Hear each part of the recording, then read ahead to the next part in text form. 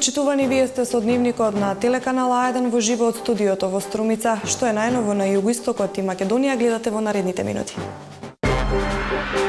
По 18 дена деблокиран граничниот преминев зони на македонско-грчката граница. Грчките земјоделци велат дека ова не значи крај. Во текот на наредните денови ќе ги утврдат новите активности кои ќе ги преземат доколку не им се излезе во пресред. Зголемен бројот на преставки кои стигнале на адреса на Народниот правобранител во Струмица. Минатата година биле доставени над 400, а бројката континуирано се зголемува од година во година. Викенд хроника. Двајца инспектори од Дирекцијата за заштита и спасување во Валандово и Гевгелија и едно правно лице добија вкупно 16 кривични пријави за злоупотреба на својата положба и овластување.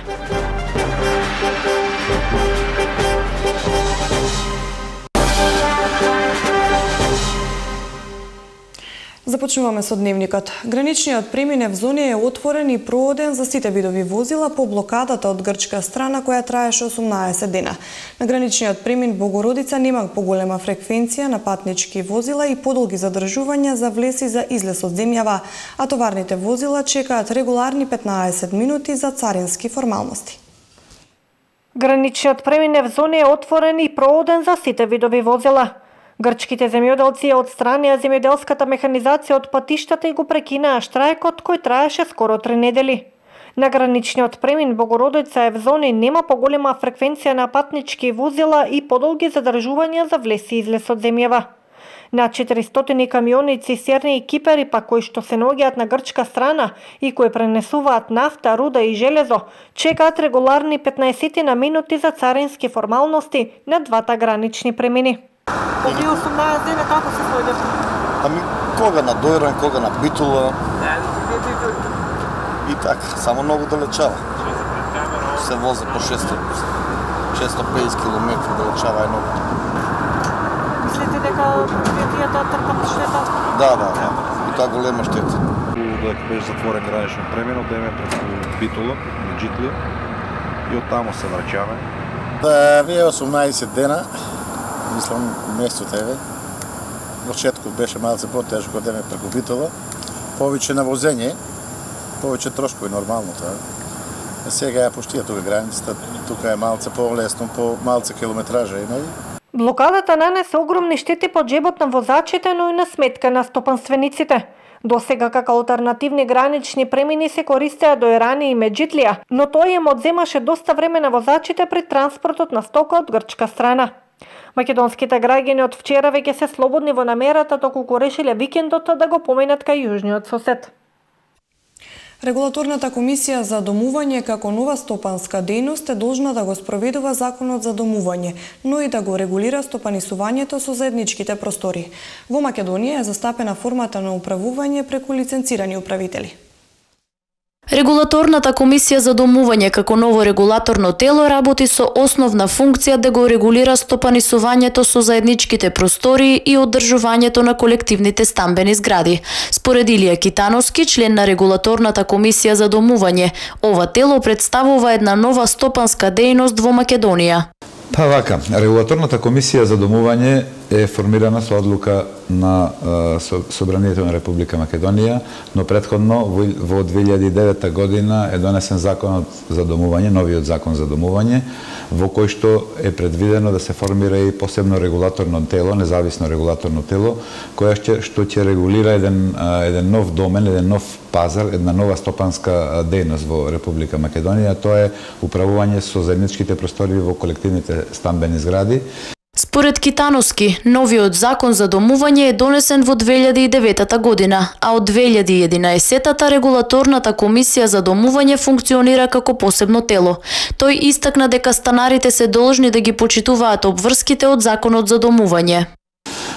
Според законот генерално обврските на сите станари се да ги почитуваат одредбите од законот кои што се прилично прецизни и генерализирани така во законот, но главните обврски за станарите, за собствениците на индивидуални стамбени единици, произлегуваат од договорот што ќе го склучат со управителот, значи тоа се повеќето обврски, нивни главните обврски се облигациони односи кои што самите ги подпишувајќи договор со управителот и обврзувајќи се во тој договор кои обврски ги имаат тие. Обврските не произлегуваат само од законот, туку и од договорот што станарите ќе го склучат со лиценцираниот управител, од кој произлегуваат права и обврски не само за управителот, туку и за сопствениците на становите. Според него, во моментов во Македонија најзастапена форма е управување преку лиценцирани управители, која во наредниот период се очекува да стане уште подоминантна. Викенд хроника, двајца инспектори од Дирекцијата за заштита и спасување во Валандово и Гевгелија и едно правно лице добија дури 16 кривични пријави за злоупотреба на својата положба и овластување. Еве зашто станува збор. Гевгелиската полиција поднесе кривични пријави против две лица вработени во дирекциите за спасување и заштита во Валандово и Гевгелија и правно лице од Валандово поради сомнение дека сториле вкупно 16 кривични дела со кои ја злоупотребиле службената положба и овластувањето. Прво и второ пријавениот во периодот од 1 декември 2014 година, па се до септември минатата година, извршиле 16 инспекциски надзори во 14 правни лица на подрачјето на општините Гевгелија, Валандово, Дојран и Богданци, за што изготвиле 16 записници за завршен инспекциски надзор во кои констатирале прекршоци и недостатоци сторени од страна на одговорните лица во правните лица. Истите констатирале дека не се вршени мерења на громобранска инсталација и заштитно заземјување, како и дека нема увид на еболарати за завршени мерења на громобранска инсталација и заштитно заземјување. Понатаму согласно записниците давале рокови од 30 дена, односно 8 за отстранување на недостатоците. По изминување на дадените рокови не вршеле контролен инспекциски надзор за констатирање на состојбите и почитување на дадените рокови за отстранување на недостатоците од страна на одговорните лица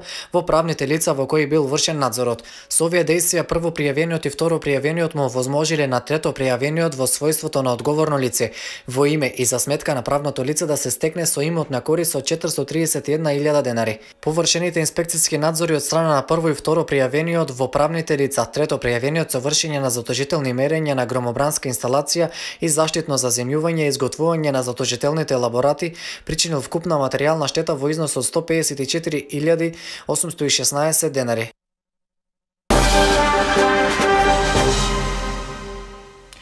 Зголемен е бројот на преставки кои стигнале на адреса на народниот правобранител во Струмица. Минатата година биле доставени над 400, а бројката континуирано се зголемува од година во година. И понатаму најчести се преставките на незаконско и присилно наплаќање на радиодифузна такса. Незаконска и неоснована наплата на радиодифузна такса на лице кое се наоѓа во психијатриската установа во Негорци. Ова е најкарактеристичниот пример на преставка која минатата година стигнала на адреса на народниот правобранител во Струмица. Токму радиодифузната такса, правосудството, урбанизмот, градежништвото и социјалата се најчестите области за кои граѓаните поднесуваат преставки чиј број континуирано се зголемува. Процентуално забележено е зголемување од 5%. Само минатата 2016 година евидентирани се вкупно 427 лица кои лично дошле во канцелариите на народниот правобранител, но голем дел од нив се пожалиле и телефонски и преку електронска пошта. Како што информираше заменик народниот правобранител Славчо Тимов, 95% од нив се веќе решени, а останатите 13 преставки се во постапка на решавање. Па и ова година во континуитет од 2013 до сега имаме зголемување на бројот на поднесени преставки до подрачната канцеларија на народниот правобранител во Струмица и од прилика мислам имаме и точни бројки, меѓутоа посетата на граѓаните на лично овде во подрачната канцеларија исто е зголемена. Во бројки кажено некаде 5% е зголемен бројот на поднесени преставки до подрачната канцеларија на народниот правобранител во Струмица за разлика од 2015 година. Особено има преставки за наплата од средства за социјална помош, помош и него од друго лице и тоа се всушност средства забраните со закон да се наплаќа за било присилна наплата да се врши на тие средства. Вообичајно се движи како и во ланската година, минатата година, особено што сега имаше драстични примери за наплата и на лица кои се наоѓаат инвалидизирани лица, кои апсолутно се ослободени со измените на Законот за аудио и аудиовизуални услуги од обврска за плаќање радиодифузна такса. Најмногу представки и понатаму доаѓаат од граѓаните од Струмичкиот регион. Потоа со најмногу поплаки следуваат гевгеличани, радовишани и на крај Беровци, кои исто така се опфатени во надлежноста на Струмичката канцеларија на Народниот правобранител. Зголемувањето на бројот на представки не е само показател дека се чести проблемите кои граѓаните ги имаат со различни институции, туку и дека се зголемува довербата во Народниот правобранител. Граѓаните, слушајќи од своји блиски луѓе, доаѓаат во канцеларијата и очекуваат помош и заштита. Бројот пак на успешно решени проблеми е доказ дека оваа институција е од големо значење за општеството во кое граѓаните делуваат. Во Струмица денес се одржа регионален надпревар по математика на кој учествуваа 110 средношколци од општините на југоистокот. Младите математичари од регионот си ги одмерија силите на регионалниот надпревар во Струмица. На тестирањето што го организира Сојузот на математичари на Македонија учествуваа 110 средношколци од прва, втора и трета година А и Б категорија. Професорите по математика велат дека математиката не е апстрактна наука, туку стравот кај учениците е главниот проблем. Математиката не е многу апстрактна, него проблемот е стравот од многу обврска што треба да се работи, да се вежба. Реформите колку толку преднесуваат, а некој пат одат на погрешка насока. Така да целта е дома деца да вежбат повеќе математика за да им биде полесно и на нив. Од Сојузот на математичари потенцираат дека голем е интересот кај средношколците кои се дел од надпреварот. Сега, значи, не знам колку ќе помогне Кембридж програмата, тоа ќе покаже после неколку години, значи откако ќе поминат неколку генерации низ таа програма. Сега за сега единствено е децата треба да бидат, значи, што повеќе заинтересирани за математиката, бидејќи целата технологија што оди напред е применета математика, че мора самите професори треба да им влеат љубов кон математиката, што повеќе да обрнат внимание, што повеќе да решаваат задачи. Сојузот на математичари има 4 нови меѓународни надпревари со интернационални дипломи кои се признати на сите универзитети во светот. Оттаму потенцираат дека овие универзитети се подготвени за упис на врнни математичари и од Македонија. Демократскиот сојуз на Македонија денес отвори канцеларија во Струмица. Председателот Павле Трајанов истакна дека ова се дел од подготовките пред одржување на локалните избори. Председателот на општинската организација на Демократскиот сојуз Толе Лазаров вели дека во периодот вршат анимирање кај членството. Добро, значи Демократскиот сојуз неодамна на седница на председателството донесовме одлука да започнат подготовките и во таа насока деновиве се раздвижија партиските активисти, вршеме евидентирање на можни кандидати за советници, градоначалници и таму каде што немаме штабови на партијата или канцеларија ги отвараме. Денеска сме тука во таа функција да го отвориме овој штаб на Демократскиот сојуз и се надам дека овде ќе биде собиралиште каде што членови на Демократскиот сојуз, симпатизери ќе имат можности да се среќаваат, да разговараат и да ги анализираат локалните проблеми и да биде во функција на подготовка за престојните локални избори. Јас сакам околу вкупните состојби во Република Македонија, значи наша цврста определба е дека мора да се формира влада на Република Македонија и таа треба да биде влада на промени, затоа што над 612.000 граѓани значи гласа за промени и очекувам Заев да го добие, Зоран Заев да го добие мандатот и со другите политички партии кои што пред себе опозициони да формират нова влада на Република Македонија која што ќе ги организира локалните избори, ќе спроведе приоритетни реформи и што е најбитно да направи подготовки за воредни парламентарни избори. Повеќе од јасно е дека многу тешко може да се направи влада која што ќе обстојува 4 години за да се завршат некои стратешки цели со кои што се соочува Република Македонија, но битно е следните избори и локални и парламентарни да ги организира влада која што е резултат на промените во Република Македонија за кои што се определија граѓаните. Покрај двете политички опции во Струмица, еве имаме и трета силна политичка опција. Значи јас како председател на општинска организација на Демократски сојуз како нов председател, ќе стартуваме најпрви со консолидација на членството, формирање на комисии. Значи, ја апелирам до сите граѓани на општина Струмица кои што имаат проблеми од правниот дел, од труд и социјала, дека соодветните кадри во Демократски сојуз ќе им дадат помош во секој момент. Така да во овој период ќе работиме со членството и со привлекување на нови членови и припремање за наредните локални избори. Ви благодарам.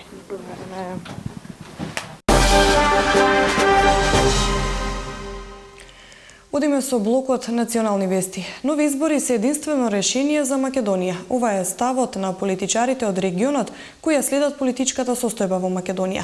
Тие сметаат дека со секои избори кои се одржуваат на Балканот, со себе задолжително носат некакви поделби и кризи. Sve te krize koje nastaju, one uvijek nastaju u vremenu pred izbore u nekoj zemlji od zemalja bivše Jugoslavije. Uvijek je kriza onda kad je neko pred izborima koji žele iskoristiti jednu situaciju radi boljeg svog uspjeha u izborima. Tako da mislim da nisu to dubinske krize, nisu to krize koje su nerješive. To su krize, vidjet ćete, čim prođu izbori, krize će se u svakom slučaju rješavati. Problem je samo u Makedoniji što je, prošli su izbori, ali društvo je ostalo podijeljeno po sredini. Sad treba napraviti taj korak, kako se kaže, pametniji popušta. Jedan korak da se dođe do komunikacije. Makedonija, nažalost, predstavlja, da kažem, još jedan primjer ovoga o čemu sam odgovarao na prethodno pitanje. Podijeljenosti društva, dakle, to na površini gledano može izgledati kao podijeljenost između vlasti i opozicije ili podijeljenost između ove ili one partije. Plašim se da je riječ o ozbiljnijim i dubljim podjelama, ne samo u Makedoniji, nego u regionu. Ова влечење и тактизирање на политичарите, едноставно, поточно овој пат можам да го посочам директно влечење на ДУИ, прави огромна штета на стопанството и на Република Македонија и штитејќи ги своите теснопартиски интереси, ја го доведуваат стопанството, а поточно и работењето во Република Македонија во прашање. Гласавме за програми, а не за платформи. Тие дојдоа постфестум, вели професорката Гордана Силјановска. Според неја целта на Охридскиот договор не беше етнократија, туку граѓанско општество, во кое ќе се почитуваат правата на сите заедници. Силјановска предупредува дека со продолжување на кризата се доведуваат во прашање и локалните избори. Мислам дека позагрижени од нас граѓаните треба да бидат пратениците, бидејќи ние ги избравме нив да не представуваат, а не партиите, и седницата остана на некаков начин недовршена, бидејќи конститутивната седница завршува со избор на председател на собранието. Јас не можам да предпоставувам, бидејќи тоа е во областа на политичкиот бихевиоризам, психологија, не знам како да кажам, меѓутоа можам да подсетам дека Уставот оваа надлежност ја лоцирал во рацете на председателот на собранието. Значи има уставна, императивна норма дека локалните избори ги распишува председателот на собранието, а и да подсетам на измените на изборниот законник од 2014 година, во која исто така се вели дека локалните избори се одржуваат во првата половина на март. Па сега на потек се пратениците. Крајно невообичаено е вие со посвестум креирани политички платформи да настапите во формирање на влада. Јас очекував сите да се повикуваат, особено партиите кои би биле костур на идната влада, да се повикаат на своите програми, бидејќи ние гласавме за програми на изборите, а не за идни платформи. Не дадовме ние поддршка за да може потоа да смислуваат. Додека не се формира влада, не може да се објавуваат огласи за редовни вработувања на неопределено време, изјави денеска министерката за информатичко општество и администрација Марта Арсовска-Томовска. Според неа, јавни огласи за редовни вработувања на неопределено време нема уште од денот на распишување на изборите, а во овој меѓупериод имало ангажирање само на сезонски работници во Македонски шуми и Македонија Пат. Има вработувања на сезонски работници само во не знам, во македонски шуми или уште во патишта, мислам во македонски патишта. Инаку, јавни огласи за редовни вработувања на неопределено време нема уште од, не знам, денот на распишување на изборите. Многу малку вработување реално имаше во текот на минатата година, а сега и во овој период ќе видиме како ќе бидат се изборите. Исто така, значи, додека не се формира влада, нема да може да се објавуваат оглас. Извештајот ќе биде објавен, претпоставувам во текот на следните 15 на дена се обработува. Ние имаме законска обврска до 31 март да го објавиме за претходната година, меѓутоа во фаза на подготовка ќе го објавиме и ќе видите точни податоци каде, колку, зошто и така натаму. Најзначајно за Македонија од 53-та Минхенска безбедносна конференција е фактот што безбедноста и предвидливоста на регионот ќе зависи од два клучни фактори, смета шефот на македонската дипломатија и вице-премиер Никола Поповски, кој учествува на конференцијата. Најзначајно за нас е веројатно фактор што безбедноста, предвидливоста во регионот ќе зависи од два клучни фактори. Едно ќе биде новиот тип на односи кои се воспоставуваат по изборите во Соединетите Американски држави и одлуката на Британија да ја напушти Европската унија. Вториот фактор е секако кризата која е предизвикана од миграциите и во втор ред секако предизвиците со тероризмот и екстремизмот кои влијаат како на регионот така и на Европа. Веројатно главниот фактор ќе биде на тоа прилагодување кое ќе следи во следниот период во Европа во однос на овие два типа на предизвици, едниот глобален, другиот европски.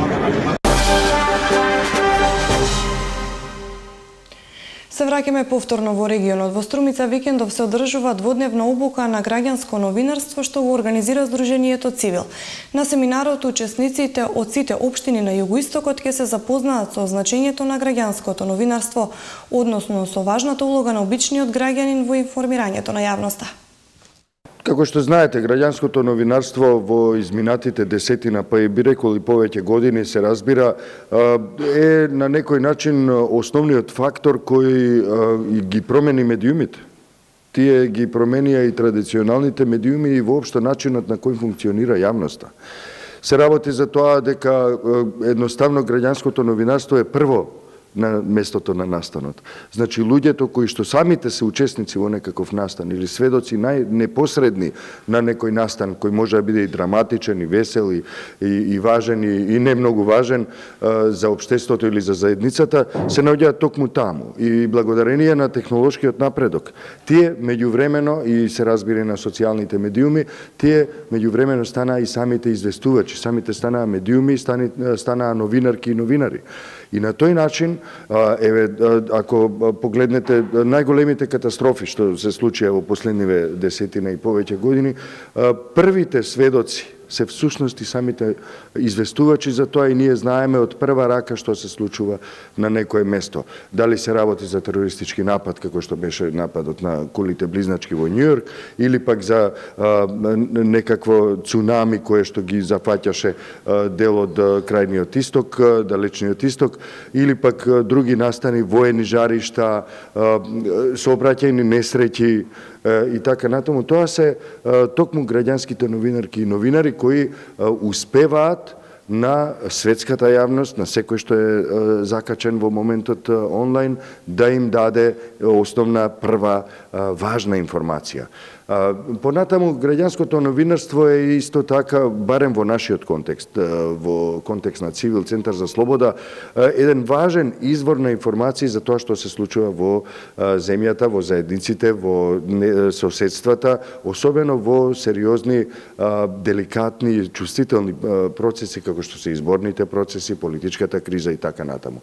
Ние преку нив дознаваме и за коруптивни случаи, меѓутоа исто така дознаваме за позитивни случаи на една човечна, солидарна активност на граѓанките и граѓаните кои едни на други си помагаат без оглед на тоа кој од каде доаѓа, на кого му припаѓа или во што верува. Библиотеката Гоце Делчев од Валандово го подготвува 8 мартовскиот конкурс за ликовни и литературни творби кои се одржува секоја година. Новитет оваа година ќе биде тоа што право на учество ќе имаат и децата од градинките во општината. Учениците од општина Валандово и оваа година со своји креативни творби посветени на мајките ќе може да учествуваат на конкурсот по повод 8 март, кој традиционално го распишува градската библиотека Гоце Делчев. Новитет оваа година е тоа што во 8-мартовскиот конкурс ќе бидат вклучени и децата од градинките во општина Валандово. Оваа годинава ја започнуваме со 8-мартовскиот конкурс. Редовно секоја година, значи ја одржуваме оваа манифестација во која се вклучени учениците до 6-то оделение или и до 9-то, меѓутоа најактивни се учениците до 6-то оделение, а годинава сега планирам да го распишеме, значи планираме конкурсот и во градинката, бидејќи една година распишавме конкурс во градинката на тема Мојата мајка принцеза од бајка, така што конкурсот беше многу успешен, сликите беа прекрасни, така да планираме оваа година да ги вклучиме и децата од градинката. Освен овој конкурс, библиотеката организира уште еден ликовен и литературен конкурс посветен на патрониот ден на општината, односно ослободувањето на градот Валандово од фашистичката окупација, а за најдобрите творби следуваат и соодветни награди. 8-мартовскиот конкурс го распишуваме, значи во двете основни училишта во Јосифово и во Валандово. Овде конкурираат децата, значи до 9-то оделение, меѓутоа рековме дека се најактивни тие до 6-то оделение и конкурираат со поезија, проза и некаде имаме и креации, значи цртаат цветови, честитки за мајката. Библиотеката Гоце Делчев ја почна новата сезона со набавка на нови книги од автори на бестселери, кои се и најчитани меѓу валандовчани. Лани библиотеката набавила околу 800 примероци на книги, односно 600 наслови на книги.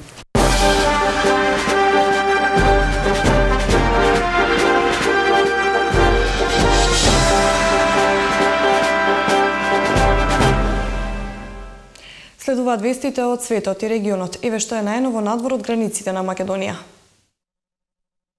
Членките на НАТО, Хрватска и Албанија предупредија дека Србија представува зголемена опасност за безбедноста на Косово и стабилноста пошироко на Балканот. Во заедничко писмо испратено до генералниот секретар на Алијансата Јенс Столтенберг во пресред на безбедносната конференција во Минхен, министрите за одбрана на двете земји побараат војната алијанса ревизија на својата мировна мисија на Косово во светло на зголемените закани. Тензиите меѓу Србија и поранешната нејзина провинција Косово ескалираа откако Белград минатиот месец испрати воз со надпис "Косово е Србија кон Косово", а тамошната полиција го сопре на граница. Српскиот претседател тогаш ја обвини Приштина дека сака да почне војна, додека неговиот косовски колега предупреди дека Србија можеби се обидува да го анектира северниот дел кој е притежно населен со Срби, како Русија кога го анектираше Крим. Во силна бура која ги зафати јужниот и централниот дел на Калифорнија, проследена со ветрови, поројни дождови и големи снежни врнежи, животот го загубија две лица. Во округот Шерман Оукс, во околината на Лос Анџелес, силниот ветер откорна дрво кое паднало врз електричен столб. Жиците погодиле еден автомобил со кој патувал 55 годишен маж и кој починал по струен удар. Во градот Викторија Вил поплава ги зафатила неколку возила кои останале блокирани во водата. Еден од возачите загинал, а друг бил спасен со хеликоптер од покривот на неговиот автомобил. Светската метеоролошка организација соопшти денеска дека нивото на мразот на Арктикот е на најниско ниво во последните 38 години по појавата на глобалното затоплување. Зголемувањето на глобалните температури не престанува поради што Арктикот е регистриран со исклучително топло време и рекордно ниски количества на мраз за овој период од годината, се наведува во нивното соопштение. Просечниот опсек на мразот минатиот месец изнесува 13,38 милиони километри квадратни, што е околу 260.000 километри квадратни помалку од минатата година.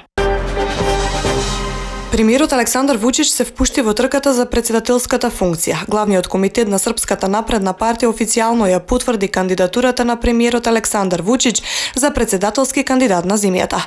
Вучич е официјално прогласен за кандидат, стои во соопштението на партијата цитирано од српските медиуми. Решив да дадам согласност да се кандидирам за претседател на Србија бидејќи Србија има малку време и раководството не треба да се враќа кон оние кои ќе уништат земјата, истакнува Вучич. Тој информира дека ја напушта премиерската функција за учество во претседателската кампања. Инаку, претседателските избори во Србија се во април, а точниот датум се уште не е наведен. Ова беше и последната информација за овој дневник. Ви благодарам на вниманието. Останете со телеканал А1. Пријатно.